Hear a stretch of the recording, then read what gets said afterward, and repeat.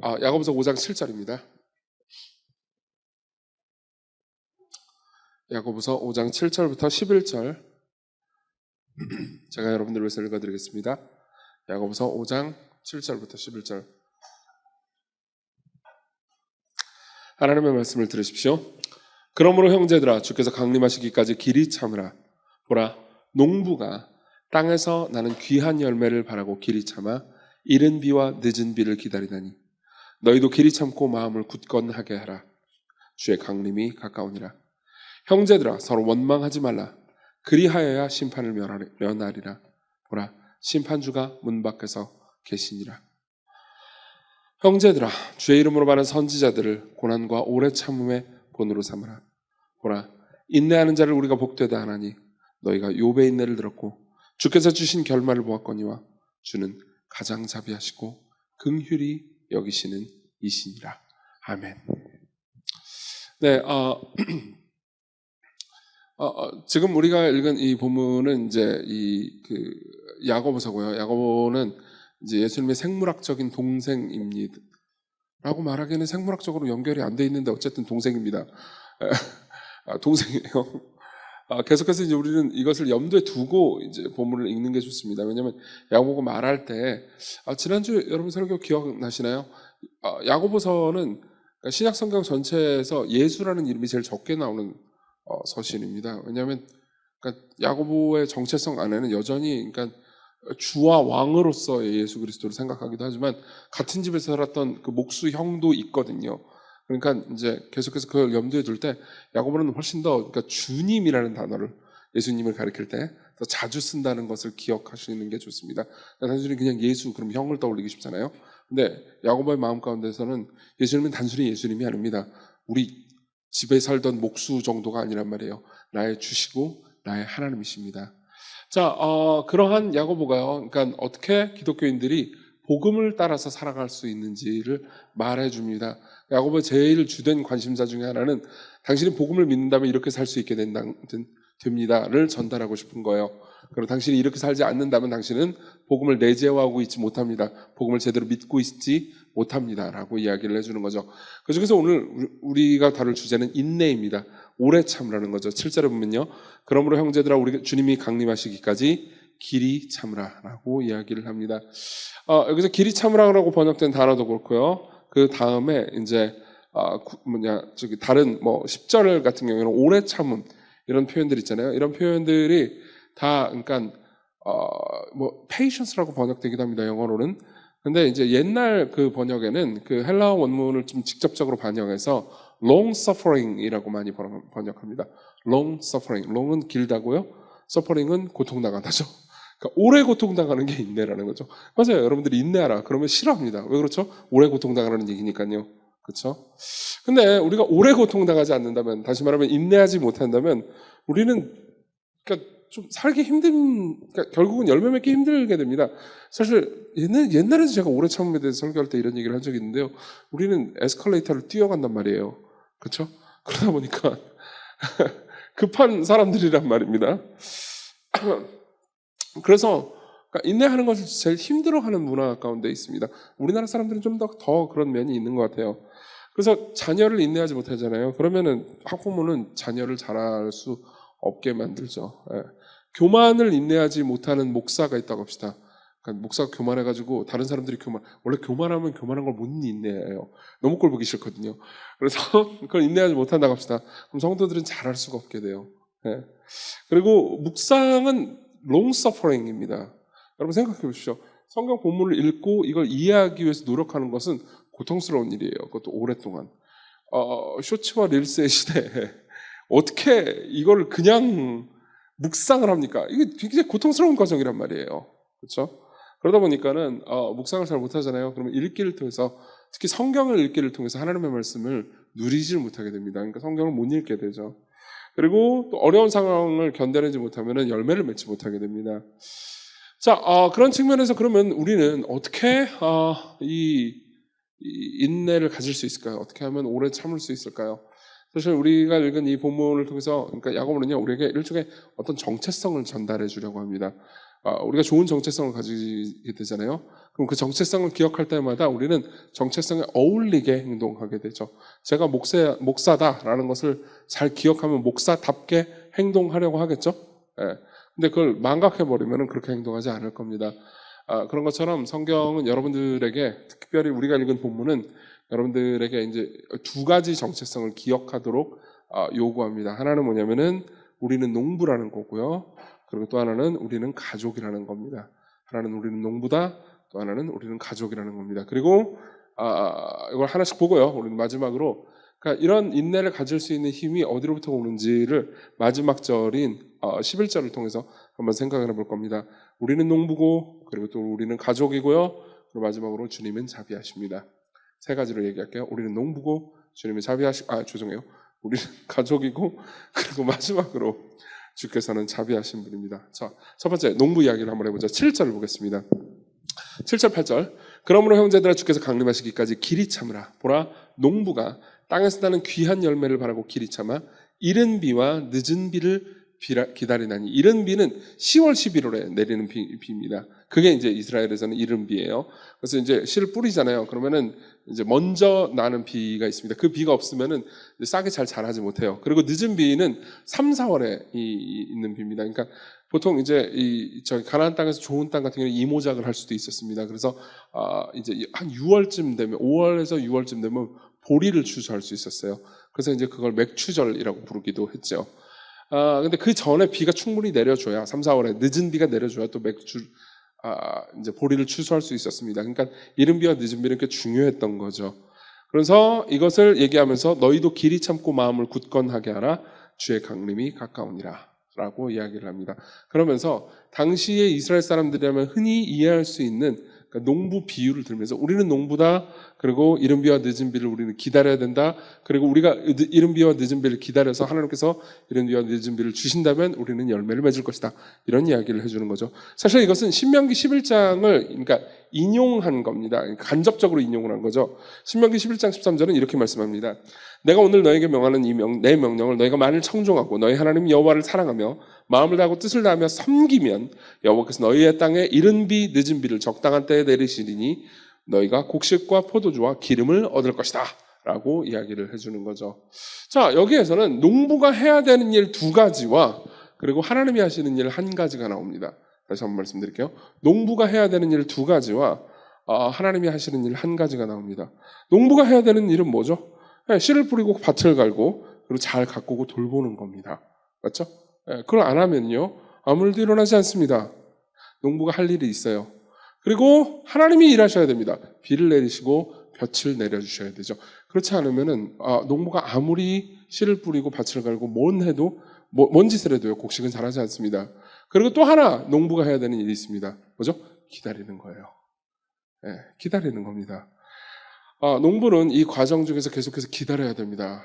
농부 입장에서는 빨리빨리 이제 그 곡식이 그리고 열매가 나고 자라기를 바랄 겁니다.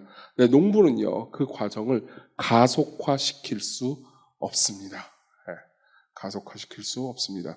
그래서 이것은 목회를 하는 저한테는 특별히 조금 더 와닿는 면이 있습니다. 저는 저 자신을 생각할 때, 그러니까 특별히 교역자들이랑 뭐 이제 교회에 대해서 이제 성도들에 대해서 이야기를 할 때 우리가 농부다라는 정체성을 가지고 이야기하거나 기도하는 것을 좋아하는 편인 것 같습니다. 제가 되게 자주 말했던 말 중에 하나는 이런 거였어요. 농부는 밭을 탓하지 않는다. 이런 얘기를 많이 했던 것 같아요. 밭인가? 논이었나? 둘 중 하나일 거예요. 어쨌든 뭐 별을 탓하지 않는다도 했었던 것 같고 하여튼 탓하지 마라 이런 얘기를 여러 번 얘기했던 것 같아요. 왜 그랬을까요? 교육자들이 밭을 자꾸 탓해서? 아니죠. 제가 탓하고 싶은 마음이 자꾸 올라오니까요. 네. 그러니까 그렇습니다. 그러니까 뭐라고 해야 될까요? 내가 만난 사람들이 특별히 좀 더 완악하고 강팍한 사람 같은 느낌이 들어요. 그럴 때가 있습니다. 그러면은 사실은 시간이 지나고 나서 보면은 내가 목양하는 사람들이 특별히 더 나쁜 죄인이라기보다는 그러니까 제가 사람들을 빨리 변화시키고 싶은 마음이 있는 겁니다. 그러니까 가속화시키고 싶은 거예요. 못 기다리는 겁니다. 그러니까 목회자로서 저 자신에 대해서 생각할 때 제가 되게 자기 연민에 드는 시점이 바로 여기에요. 그러니까 저랑 친한 분들은 아시겠지만 일을 많이 하잖아요. 그러니까 씨를 막 겁내 뿌린단 말이에요. 왁! 그러면서 매일 묵상 먹어라! 그러면 안 먹어. 사람들 안 먹고 왁! 그리고 그리고 막 뭐 설교도 신청 캠퍼스 개척하기 전에는 제가 일주일에 한 번 혹은 두 번 설교했는데 개척하고 나서 이제 세 번까지도 하죠. 두세 번 보통 설교를 한단 말이에요. 그러면 이제 막 왁! 그러면서 왁! 먹어라! 그래서 막 씨를 뿌리죠. 그리고 이제 여러분들 입장에서는 분명히 저 이야기가 언제 한번 한 이야기를 리바이벌하는 것 같은데 내가 다 그 뒤를 기억하지 못해서 또 듣는데 늘 당하는 느낌이 들잖아요. 안 그래요? 예. 오늘 이 농부 얘기도 언젠가 들은 것 같지 않습니까? 네, 어쨌든 그 과정 중에서 사실 씨를 뿌리는 걸 열심히 하는 것 같아요. 예. 씨를 뿌리는 걸 열심히 하고 제 생각에는 하나님께서 그 씨를 자라게 하시는 가운데서 비를 내리시고 볕을 쬐시는 것도 열심히 하십니다. 근데 이제 항상 문제는 뭐냐면 기다리지 못해서 그런 거죠. 모두가 그렇습니다. 여러분들이 씨를 뿌리고 밭을 갈고 하는 일을 합니다. 무언가를 여러분들이 일을 합니다. 여러분들이 회사에서 하는 일이나 뭐 이런 것들도 마찬가지고요. 인간관계도 결국 마찬가지입니다. 예. 인간관계야말로 다른 사람들이야말로 어떤 의미에서는 저를 포함해서요. 벼입니다. 예. 곡식이라고요. 자라는데 시간이 걸린다는 말입니다. 예. 그걸 가장 잘 말해주는 문학적인 표현이 있습니다. 여기 보면요. 예수님을요. 5번이나 주라고 부릅니다. 보세요. 그러므로 형제들아 주께서 강림하시기까지 길이 참으라. 그리고 8절에 보면요. 주의 강림이 가까우니라. 9절에 보면 심판주가 문 밖에 서 계시니라. 10절에 보면 주의 이름으로 말하는 선지자들을. 그리고 11절에 보면요. 주께서 주신 결말을 보았거니와 주는 가장 자비하고 긍휼히 여기시는 이시니라. 주라는 표현을요. 계속해서 반복해서 이야기해 줍니다. 왜 그런 걸까요? 주인은 하나님이십니다. 라고 얘기해 주는 거죠. 자, 이때 여러분들은 조금 자유해지면서 기다릴 수 있는 힘을 가지게 됩니다. 그러니까 이거예요. 두 가지를 보십시오. 하나는요, 주라는 것과 그리고 또 하나는 그분이 강림하신다는 거. 이게 두 개를 같이 기억하는 겁니다. 그럼 여러분들의 인내에 도움이 됩니다. 주라는 게 여러분들의 인내에 도움이 되는 방법을 알려드릴게요. 여러분 생각해 보십시오. 여러분들이 하는 일은 주인이 여러분들이 아닙니다. 여러분들의 가정은 여러분들의 주인이 아닙니다. 여러분들이 변화시키고 싶어하는 사람이 있을 수 있습니다. 그러니까 만일 가족 중에서 누군가가 예수님을 믿거나 그리고 받아들일 수 있도록 기도하는 분이 계시다면, 혹은 여러분들 중에 여러분들이 사랑하는 누군가가 그러니까 예수님 믿는데 성깔이 더러워요. 그럼 그 사람 변화되고 있기를 바라잖아요. 그럼 여러분들은 그 사람을 놓고 기도하셔야 될 겁니다. 그렇죠? 그러면 사실 우리의 마음 가운데 농사가 시작되는 거예요. 농사가 시작될 때 여러분들이 생각해야 되는 것은 주인이 내가 아니다라는 겁니다. 자꾸 주인이 나라고 생각하니까는 내가 막 통제하고 싶잖아요. 그렇죠? 그러니까 오래 못 참는 겁니다. 그리고 우리는 농부기 때문에 그렇다고 해가지고 씨를 뿌리거나 그러니까 매일같이 해야 되는 일들이 있단 말이에요. 농부는 매일같이 해야 되는 일들이 있습니다. 그 일을 게을리해서도 안 됩니다. 자, 그러면 이렇게 되는 거예요. 매일같이 기도하는 겁니다. 그리고 매일같이 기다리는 겁니다.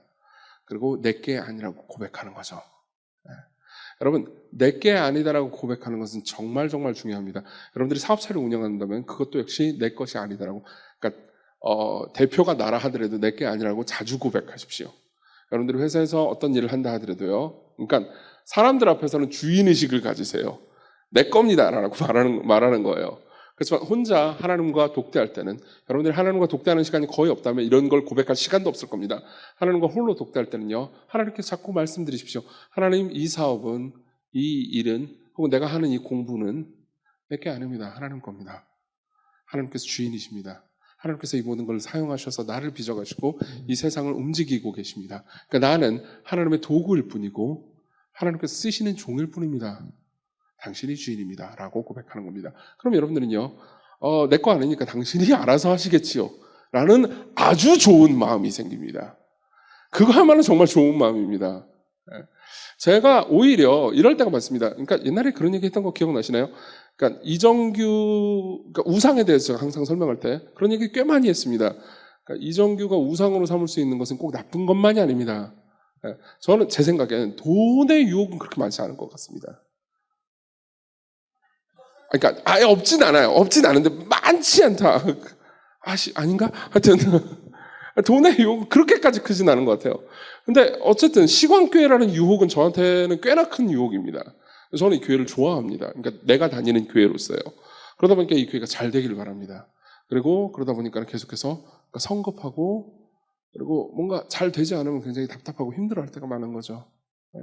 그러면은 뭔가 막 무리합니다. 무리하면 번아웃이 옵니다. 그러니까 아무것도 안 하고 싶습니다. 여러분들 그렇지 않아요? 예. 무리합니다. 그리고 번아웃이 옵니다. 그러니까 아무것도 안 하고 싶습니다. 그럼요, 꾸준함이 결여되고요. 여러분들의 마음도 올라갔다 내려갔다를 반복하게 됩니다. 그러지 마세요. 꾸준하십시오. 그리고 주인이라고, 하나님이 주인이라고 고백하는 겁니다. 그리고 주께서 다시 오실 것을 묵상하는 거예요. 이것도 기다리는 데 도움이 됩니다. 주께서 다시 오실 것을 묵상한다는 게 여러분들의 삶에 어떻게 도움이 될까요? 저는 이번 여름에 이런 것들을 간접적으로 한번 경험한 적이 있습니다. 이번 여름 끝장나게 더웠죠. 진짜 죽을 것 같았습니다. 게다가 물레캠의 제 사무실은 아마 가보신 분들은 아시겠지만은, 우와, 진짜 그 건물의 모든 빛을 다 빨아들이는 곳이었어요. 그래서 그런 데다가 에어컨도 막 제대로 작동하지 않았습니다. 그래서 으악 도망가야지 그러면서 막 도망가고 그랬습니다. 그런 데다가 그러니까 그러니까 회사는 아니죠. 교회 사무실 가도 덥죠. 그리고 신촌도 더웠어요. 신촌도 특별히 기억나시죠? 달해연도 더웠죠. 그런 상태에서 집에 있는 에어컨이 고장난 거예요. 그것도 8월 첫째 주에. 끔찍했습니다. 근데 그런 거 아세요? 그러니까 진짜 더우면 일단 내가 지금 더위를 많이 타서 그런 것도 있는 것 같아요. 일단 내가 하려고 하는 그 어떤 일도 잘 되지 않아요. 잘 안 됩니다.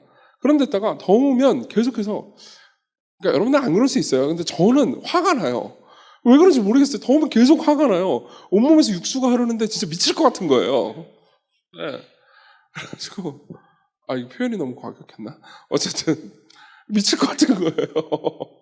그래가지고 계속해서 전화를 했죠. 이거 에어컨 언제 고치냐. 그리고 그때 에어컨 고장난 곳이 많았나 봐요. 그래서 진짜 온 마음과 정성을 다해서 어떻게 하면 이 에어컨을 빨리 고칠까를 막 미친 듯이 알아보고 있었습니다. 제 아내랑 같이.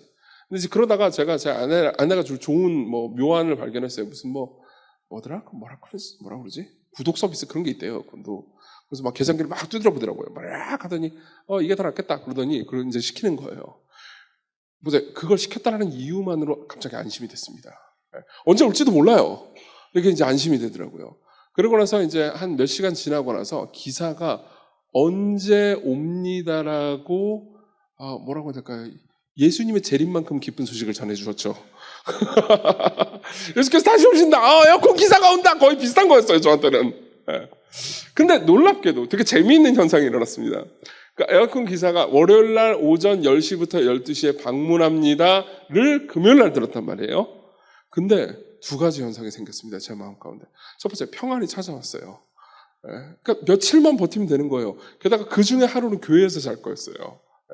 교회 밤에 그 에어컨 틀어놓고 약간 이렇게 이러고 자면은 물레 잠옷실이 있거든요. 거기서 이러면 좀 좋아요. 거기 괜찮단 말이에요. 그러니까 하루 정도 이렇게 자고 애들은 할머니 집에 피신시키고 하여튼 그러면 된다.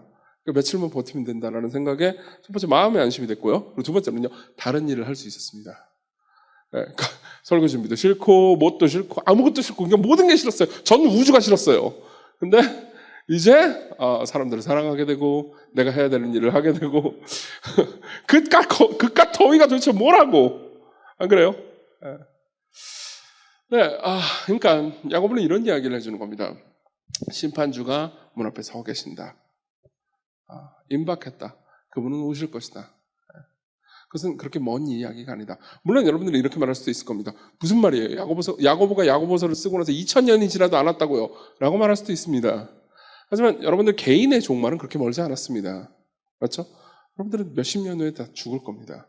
그리고 여러분들의 삶에서 여러분들이 간절히 바라는 일을 해결해 주시는 날이 꼭 몇십 년 후는 아닐 수 있습니다. 저는 제가 이 20살에 이제 예수님을 믿고 그때 우리 부모님이 예수님을 믿게 되기를 정말 간절히 기도했습니다. 그리고 응답해 주시지 않는 하나님을 원망했어요. 그러고 나서 제가 목사가 돼도 하나님께서 응답해 주시진 않았습니다. 시간이 지나고 나서 제가 모르는 놀라운 방식으로 계속해서 하나님께서 응답해 주시고 저희 어머님이 믿음을 가지게 될 때 그런 생각을 한 적이 있습니다. 저는요, 기도를 열심히 하던 시기도 있었고 에잇 몰라 그러면서 기도를 다 때려친 시기도 있었고 다시 회개하면서 기도를 한 시기도 있었지만은 그 모든 것 가운데서 하나님께서는 일하고 계셨구나. 그분이 원하는 일을 뜻하신 바대로 할 날은 곧 온다 라는 것을 믿게 됐습니다. 여러분들도 믿으셔야 합니다. 그것은요, 최소한 두 가지를 여러분들에게 안겨다 줄 겁니다. 하나는 여러분들은 안심하게 됩니다. 또 하나는요, 이제 일을 할 수 있게 되는 거예요. 다른 일을. 분노하거나 집착하거나 하는 일을 대신해요. 네. 여러분들은 농부입니다. 신실한 삶을 사는 거죠. 두 번째로 넘어가겠습니다. 두 번째는 우리는 가족이라는 겁니다. 우리 9절을 같이 읽어보겠습니다. 9절입니다. 시작. 형제들아 서로 원망하지 말라. 그리하여야 심판을 면하리라. 보라 심판주가 문 밖에서 계시니라. 자, 여기 보면요, 서로라고 말합니다. 서로 원망하지 말라. 이 7절부터 11절 우리가 읽은 본문을 보잖아요. 그러면 이런 특징이 있습니다. 그러니까 우리가 지난주 있잖아요. 1절부터 6절 뭐 부자들에 대해서 이제 심판을 할 때, 심판에 대해서 이야기를 할 때 그때는 형제들아라는 말이 나오지 않습니다. 근데 7절부터 11절 이게 몇 절 안 되잖아요. 이 짧은 절 안에는 형제들아라는 말이 3번이나 등장합니다. 그리고 서로 원망하지 말라라는 말을 합니다. 왜 그런 걸까요? 이때 당시 야고보서를 받았던 사람들 사이에는 박해가 있었습니다. 그러니까 외부인들이 야고보서를 받는 사람들에게 그러니까 이제 굉장히 많은 방식의 박해와 비난과 고통을 주었던 거죠. 그렇죠? 그러니까 그걸 지금 인내하고 참으라는 겁니다. 근데 인내하고 참는 그 가운데 뭘 해야 돼요? 서로 원망하지 말라고 말합니다. 서로 원망하지 말라고 말합니다. 왜 그럴까요? 외부에서 박해가 있을 때 제일 바보 같은 일을 하는 것이 그 안에서 내부에서 싸우는 일이거든요.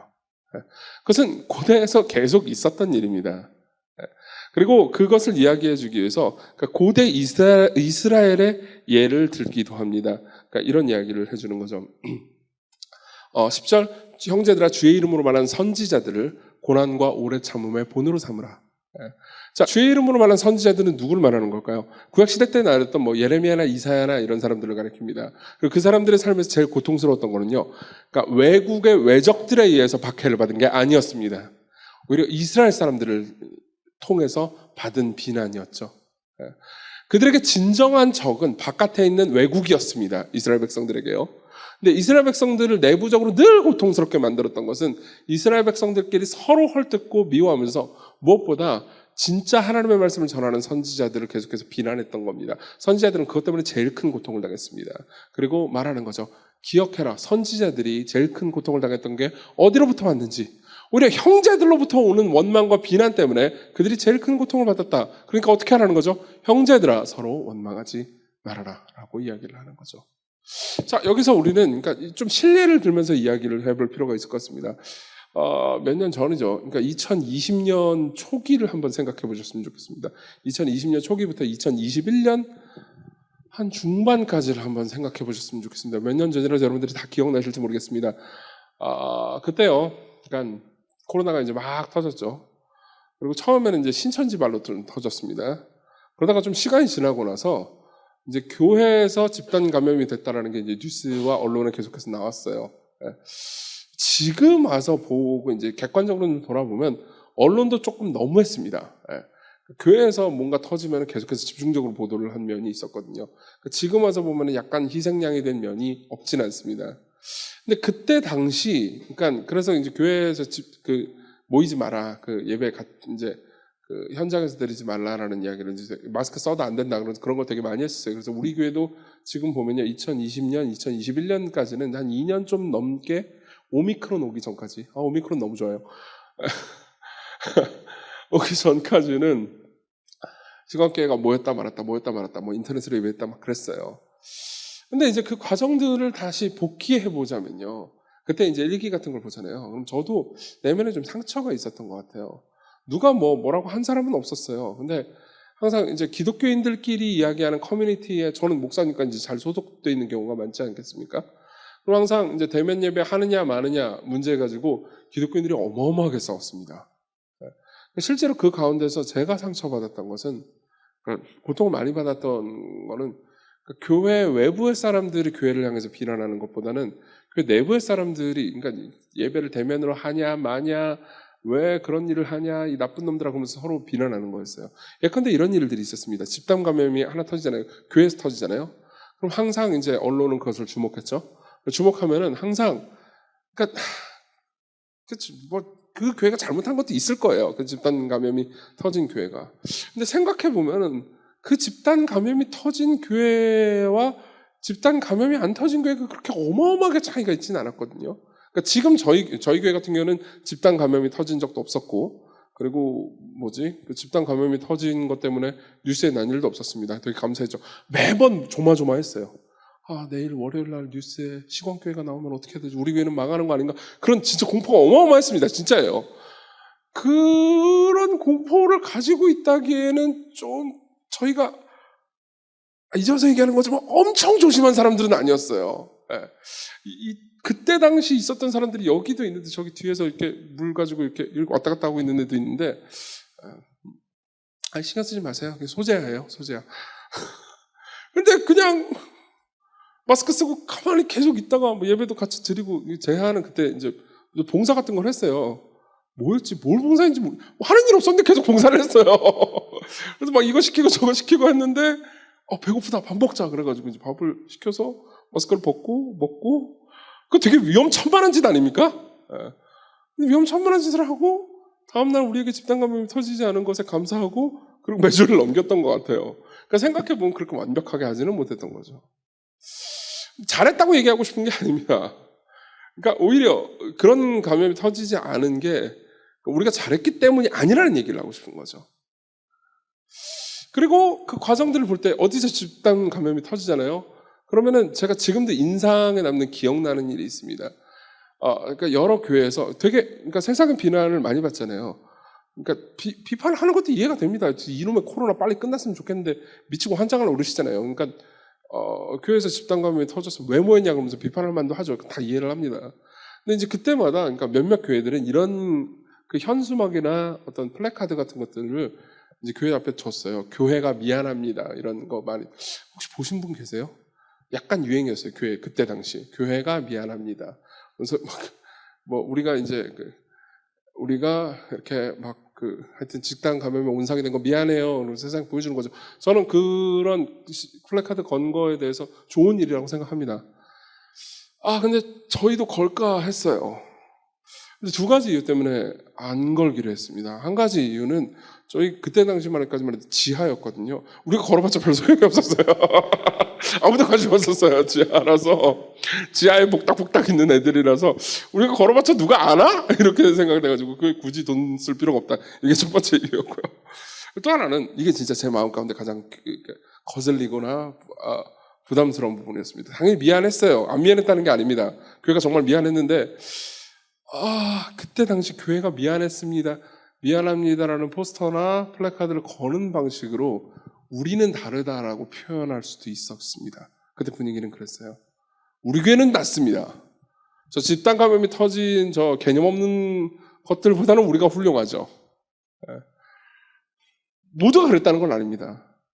그런 분위기도 있었다는 거죠. 그건 미묘한 것이었습니다.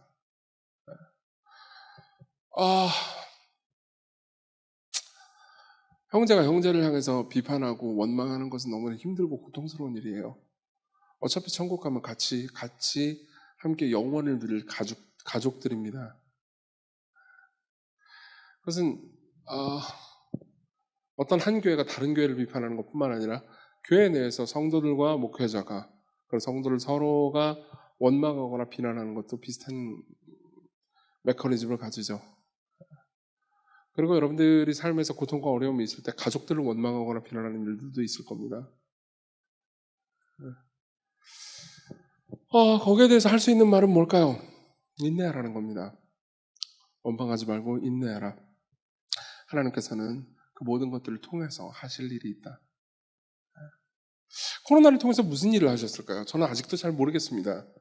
그러니까 시간이 훨씬 더 지나가 봐야 그때 벌어졌던 일이 그리고 그 가운데서 하나님께서 무엇을 뜻하셨는지를 분별하는 일을 더 잘 알 수 있게 될 겁니다. 우리는 평생에 걸쳐서 모를 수도 있습니다. 오히려 영원이라는 세계 안으로 들어가야 이 모든 걸 통해서 하나님께서 계획하신 것이 무엇이었을까를 밝히 알게 될 겁니다.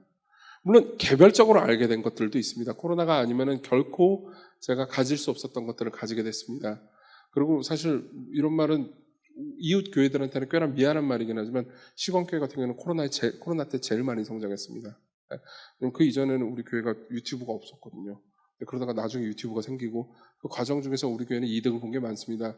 그리고 이걸 자랑스럽고 좋다고 생각하기에는 다른 교회가 빠져나간 사람들이 많은 거니까는 어떤 의미에서는 되게 슬픈 일이죠. 그 가운데서 저는 좋은 것들을 누리기도 했고 뭔가를 잃기도 했습니다. 그리고 이런 것들을 함부로 그러니까 우리 교회가 좋은 일을 겪었으니까는 이건 하나님의 좋은 뜻이야라고 말하기에는 우리는 모든 것을 다 알지 못합니다. 하지만 확실히 제가 느낀 것들은 있습니다. 제가 이건 코로나 시기에 내가 배웠던 것들이다라고 느낄 만한 것들은 있었습니다. 그 과정들을 통과하면서 형제들이 서로 원망하는 것을 그러니까 뭐 예를 들면 언론이나 이런 것들을 통해서 보면서요. 형제들은 원망하는 것이 저한테는 꽤나 끔찍한 일이라는 것을 배웠다는 겁니다. 제 생각에는 제가 어렸을 때보다 훨씬 더 교회를 바라보는 시선이 코로나 시기를 거치면서 조금 더 따뜻해졌습니다. 왜냐하면 저도 죄인이고요. 그리고 무엇보다 한국교회가 꽤나 안쓰러워 보였습니다. 그리고 하나님께서 안 계신다고 생각하고 싶지 않았어요. 개인 교회의 역사를 보면요. 지금보다 더 타락한 교회의 모습도 많았습니다. 교회는 늘 하나님 뜻대로 살지 않았어요. 그것은 여러분들 개개인의 삶에서도 마찬가지일 겁니다. 우리가 꼭 교회를 얘기하지 않는다 하더라도 여러분들의 가족이나 아니면 여러분들의 주변에 있는 친구들 있잖아요. 그런 친구들과의 관계를 통해서 그러니까 내가 무언가가 안 될 때 그리고 무언가가 그러니까 모든 게 좋게 흘러가지 않을 때 이웃을 원망하고 싶은 마음이 있을 겁니다. 성경은 이렇게 말합니다. 인내하라고요. 그 가운데서 하나님께서 하실 일이 있으시다고요. 그리고 생각하는 거죠. 만약 그들이 우리가 마땅히 사랑해야 하는 대상인데도 불구하고 우리가 삶에서 우리가 원하는 대로 되지 않는다고 해서 우리가 그들을 원망한다면 그것은 되게 바보 같은 짓입니다. 우리는 가족이니까요. 네. 자, 세 번째입니다. 주님은 자비로우시죠. 우리 11절 같이 한번 읽어보겠습니다. 저는 11절이 참 좋습니다. 같이 읽겠습니다. 11절 시작. 보라, 인내하는 자를 우리가 복되다 하나니 너희가 욥의 인내를 들었고 주께서 주신 결말을 보았거니와 주는 가장 자비하시고 긍휼히 여기시는 이시니라. 자, 저는 이 말씀을 옛날에는 잘 몰랐습니다. 이제 이번에 설교 준비하면서 11절을 곰곰이 뜯어보면서 이 안에 논리적으로 굉장히 독특한 부분이 하나 있다는 것을 알게 됐습니다. 뭐냐면 이거예요. 잘 들으세요. 보라, 인내하는 자를 우리가 복되다 하나니 이렇게 얘기를 합니다. 인내하면 복되다? 라고 얘기를 해요. 그리고 나서 그 다음 너희가 욥의 인내를 들었잖아. 그리고 주께서 주신 결말을 보았지. 이렇게 얘기하죠. 자, 그러면 인내하는 자를 복되다. 그리고 그 다음 욥은 인내했다. 주께서 주신 좋은 결말이 있었다. 욥이 인내를 하니까 좋은 결말을 봤지. 이러잖아요. 그럼 그 다음에 우리는 무슨 문장이 자연스럽게 논리적으로 나올 것을 기대해야 됩니까? 욥은 참 인내를 잘했다. 그러니까 욥처럼 인내해라. 이게 논리적으로 자연스러운 문장입니다. 욥의 인내를 들었지? 그러니까 욥처럼 인내해. 근데 재미있게도요. 욥의 인내를 들었고 너희들이 주께서 주신 결말을 보았지? 그러니까 주는 가장 자비로운 분이야. 예전에는 이게 대충 읽었는지 몰라도 이 논리가 좀 보이지 않았습니다. 그러니까 저는 이런 식으로 생각했어요. 욥이 인내했는데 인내를 한 거에 대해서 보상으로 좋은 결말을 얻었잖아? 근데 좋은 결말을 얻은 걸로 봐서 주님은 자비로운 거야. 주님께서 좋은 결말을 주셨잖아. 근데 한번 깊이 생각해 보십시오. 내가 인내를 했어요. 인내를 한 거에 대해서 좋은 결말을 주셨으면 왜 그분이 자비로운 분인 겁니까? 인내를 잘 못했는데도 불구하고 좋은 결말을 주는 게 자비로운 거죠. 그래서 생각했습니다. 욥이 잘 인내를 못했는데도 하나님께서 좋은 결말을 주셨으니까 자비롭다는 건가? 라는 생각을 했습니다. 근데 그건 야고보의 의도는 아닌 것 같아요. 왜냐하면 욥은 정말로 좋은 인내를 가졌다고 야고보는 얘기하고 있는 거니까요. 맞죠? 그러면 생각하는 거죠. 왜 욥이 인내를 했는데 그 결말을 보았고 그 결말을 보면서 욥이 인내가 참 좋다라고 말하는 게 아니고 주님이 자비롭다라는 얘기를 도대체 왜 하는 걸까요? 이걸 이해하기 위해서는 조금 더 깊이 묵상을 해봐야 될 필요가 있습니다. 자, 욥이 인내한 건 사실입니다. 욥은요 아무 이유 없이 어마어마한 고난을 당했습니다. 맞죠? 그리고 그 어마어마한 고난을 당하면서 물론 욥은 하나님께 반항도 하고 불평도 하고 그랬어요. 그렇지만 계속해서 참았습니다. 무엇보다 하나님을 향해서 계속 말하고 있었어요. 그는 어떤 의미에서는 기도를 그친 적이 없습니다. 그러니까 농부가 계속해서 밭을 갈고 그리고 씨를 뿌리듯 계속해서 그는 신실하게 자기가 해야 하는 일을 한 셈입니다. 욥기가 길다는 게 참으로 고통스러운 일입니다. 여러분들 욥기 다 읽어보셨습니까? 실제로 제가 크레이그 바솔로미오라는 학자의 욥기 주석을 다 봤거든요. 욥기를 보는 것만큼이나 고통스러운 일이었습니다. 보세요. 근데 크레이그 바솔로미오가 이런 이야기를 해줍니다. 욥기는 참으로 길고 지루하고 고통스럽다. 그리고 그 이유를 이런 식으로 얘기해요. 이는 독자들로 하여금 그 참으로 길고 고통스러운 과정에 동참하게 함으로써 인내가 얼마나 어려운지 체험케 하기 위해서예요. 그래요. 저는 보면서 장난치나. 근데 한편으로는 장난치라는 생각이 들기도 했지만 또 다른 한편으로는 그래. 최소한 이 주석가는 욥을 읽는 사람들의 괴로움을 알긴 아는군. 이라는 생각도 들었고요. 그리고 또 다른 거는 와 그래 이걸 읽는 것만 해도 힘든데 이 과정을 견딘 사람은 얼마나 힘들었겠어. 맞죠? 야 원망을 했다 하더라도 욥은 인정이다. 욥은 정말 어마어마한 인내를 한 게 맞아. 라는 생각이 들었어요. 그리고 그 결말이 어떻게 되죠? 여러분들은 그 욥의 이야기의 결말을 아십니까? 결말을 아마 아실 겁니다. 자녀들이 다 죽었지만은 하나님께서 그만큼의 자녀들을 주셨어요.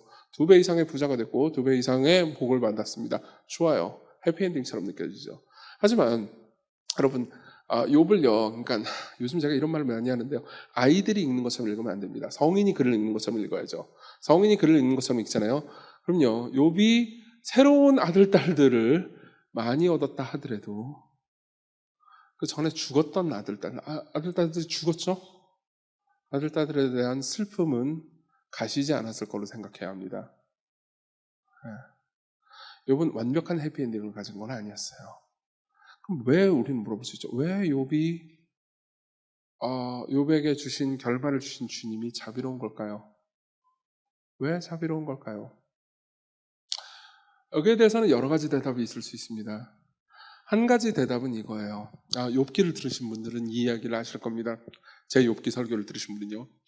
못 들으신 분은 나중에 한번 들어보십시오. 욥은요, 이 모든 고통을 당하고 나서 나중에 욥은 어마어마한 고통을 당했습니다. 그러고 나서 잃어버린 재산이나 잃어버린 짐승들이나 그 모든 것들을 2배씩 받았습니다. 2배씩 받았어요. 100마리 있었다면 200마리를 가지게 된 거예요. 엄청난 재산을 얻게 됐죠. 그러나 자녀들은요, 전과 똑같이 받았습니다. 2배씩 받지 않았어요. 2배씩 받지 않았어요. 왜 그랬을까요? 왜 자녀는 2배씩 주지 않았을까요? 답은 간단합니다. 전에 죽었던 자녀는 죽지 않았거든요. 아니, 죽었죠. 그렇지만 부활할 겁니다. 그러니까 하나님께서는 욥한테 이렇게 말씀하시는 셈이에요. 자, 너는 모든 걸 2배씩 받아. 그렇지만 자녀들은 2배를 주지 않을 거야. 왜냐하면 전에 죽은 자녀들은 육체적으로는 죽었지만 영원히 살거든. 그들은 부활할 거란다. 그리고 너는 그들을 다시 만날 거야. 자비로운 결론이죠. 욥은 그건 당연히 알고 있었을 겁니다. 그리고 희망을 품고 삶을 살았겠죠. 욥은 아무것도 잃지 않았습니다. 정말 말 그대로 모든 걸 2배씩 받았어요. 그리고 이 모든 결말을 볼 때 욥이 가장 놀랬을 만한 건 뭘까요? 자, 이 지점에서 우리는 야고보서를 쓴 야고보가 누구인지 다시 한번 생각해 봐야 됩니다. 기억나시나요? 야고보는요, 예수님의 동생입니다. 야고보는 모든 이야기를 예수 그리스도 중심적으로 생각합니다. 정말이에요. 저는 옛날에 이런 이야기를 들은 적이 있습니다. 야고보서는 윤리에 관한 거잖아. 어떻게 살아라, 저렇게 살아라, 이렇게 살지 마라, 저렇게 살지 마라 라는 얘기만 있잖아. 야고보에는 서에는 복음이 없어 라는 이야기를 들은 적이 있습니다. 저는 거기에 대해서 확실히 얘기할 수 있습니다. 당신이 야고보서에 복음이 없다고 말한다면 당신은 야고보서를 제대로 읽은 게 아닙니다. 왠지 아십니까? 자, 보세요. 야고보의 입장에서 한번 생각해 보시죠. 욥은 엄청난 인내를 했습니다. 그리고 욥은 상상을 초월하는 복을 받았죠. 그리고 그 가운데서 욥은요, 욥보다 훨씬 더 위대한 분이 욥이 받았던 고난을요, 기꺼이 담당했던 것을 생각 안 할 수가 없습니다. 여러분, 야고보서는요, 욥기를 굉장히 잘 알았을 겁니다. 욥기에 있는 모든 욥의 한탄의 의미를 야고보는 몰랐을 리가 없습니다. 그리고 욥기를 그냥 욥기로만 읽을 때는 욥이 훌륭한 사람이구나 라고 생각할 수 있죠. 근데 보세요. 야고보는 이런 사람이었을 거예요. 예수 그리스도가 자신의 주고 하나님이라고 생각하지 전에, 기억나시나요? 야고보는요, 그냥 형이라고 생각했어요. 그냥 동네 바보 형이요. 우리 집에 사는. 약간 이상한 형이라고 생각했을 겁니다. 죄를 안 지어요. 근데 사람들은 예수님을 비난하기도 하고 따르기도 합니다. 뭐지? 라고 생각했어요. 그리고 저 사람은 미친 사람이다라고까지 말한 적이 있습니다. 요한복음 7장에 보면 그 이야기가 나와요. 그러다가 그분이 부활한 걸 봅니다. 그리고 생각하는 거죠. 그러면 그분의 십자가의 의미는 뭐지? 이분이 진짜 신이라면, 그가 말한 대로 정말 신이 맞다면 신이 십자가를 진 거잖아. 신이 죽임을 당한 거잖아. 심판주가 심판을 당한 거잖아. 이것이 동생 야고보에게 얼마나 거대하고 위대한 충격을 가져다 주었을지 한번 생각해 보십시오. 내 사랑하는 형이 심판받은 심판주이십니다. 내 사랑하는 그 형이요, 나의 하나님입니다. 근데 그 신이요, 사람의 모습으로 우리가 똑같은 삶을 살고요, 고통을 당했어요. 욥보다 훨씬 더 의로우신 분이 욥보다 훨씬 더 억울한 고통을 당합니다. 자, 그리고 야고보는 구약 성경을 아주 잘 알았을 겁니다. 욥기를 생각할 때 욥기의 어떤 구절들은, 아니 사실 대부분의 구절들은 단순히 욥에 관한 이야기가 아니고 욥이 가리키는 분을 향한 이야기라는 것을 깨닫게 됩니다. 예를 한번 들어볼까요? 욥기 16장 9절은요. 여러분들 그냥 들어보십시오. 16장 9절부터 제가 13절을 읽어드릴게요. 개역개정판이 아니고 제가 번역한 판본으로 읽어드리겠습니다. 주님 진노하사 나를 찢으시고 미워하시며 이를 가시고 원수가 되어 노려보십니다. 욥이 하는 말이에요. 욥이 너무나 큰 고통을 당하고 하나님을 향해서 말하는 거죠. 나를 찢으시고 미워하시고 원수가 돼가지고 나를 미워하시잖아요. 이를 갈고 노려보시잖아요. 사람들 입을 크게 벌리고 욕설을 퍼부으며 뺨을 치고 한 통속으로 나를 대적하는구나. 하나님 저를 경건치 않은 자들에게 넘기시고 악인의 손에 던져넣으셨도다. 나 원래 평안했는데 그분이, 하나님이 나를 으스러뜨리시네. 내 멱살 잡고 치시며 관역으로 삼으시고 그분의 화살 사방에서 날라오고 내 몸에 잔뜩 박혀 내 심장을 터뜨리시고 쓸개를 땅에 쏟으시다니. 자, 이 말은요, 욥이 하나님께 한탄하는 말입니다. 그렇다고 해서 욥이 진짜 화살을 맞거나 진짜 심장이 터지거나 진짜 쓸개가 땅에 쏟아지진 않았어요. 하지만 예수님의 경우에는 그랬습니다. 예수님은요, 진짜 욥의 고백을요, 문자 그대로 고백할 수 있었습니다. 다시 읽어드릴까요? 16장 9절부터. 주님 진노하사 나를 찢으시고 미워하시며 이를 가시고 원수가 되어 노려보십니다. 성부 하나님이, 예수 그리스도께서 엘리 엘리 라마 사박다니라고 말씀하실 때 성부 하나님은요, 예수님을 노려보고 계셨고 미워하고 계셨습니다. 그분이 잘못해서가 아니고 우리가 잘못해서요. 사람들 입을 크게 벌리고 욕설을 퍼부으며 뺨을 치고 한 통속으로 나를 대적하는구나. 그분이 십자가에서 실제로 경험했던 일이죠. 군병들에게, 그리고 양옆에 있는 강도들에게, 제자들에게, 하나님 저를 경건치 않은 자들에게 넘기시고 악인의 손에 던져놓으셨도다. 나 원래 평안했는데. 예수 그리스도는 삼위 하나님의 사랑 안에서 평안했었습니다. 그분이 나를 으스러뜨리시네.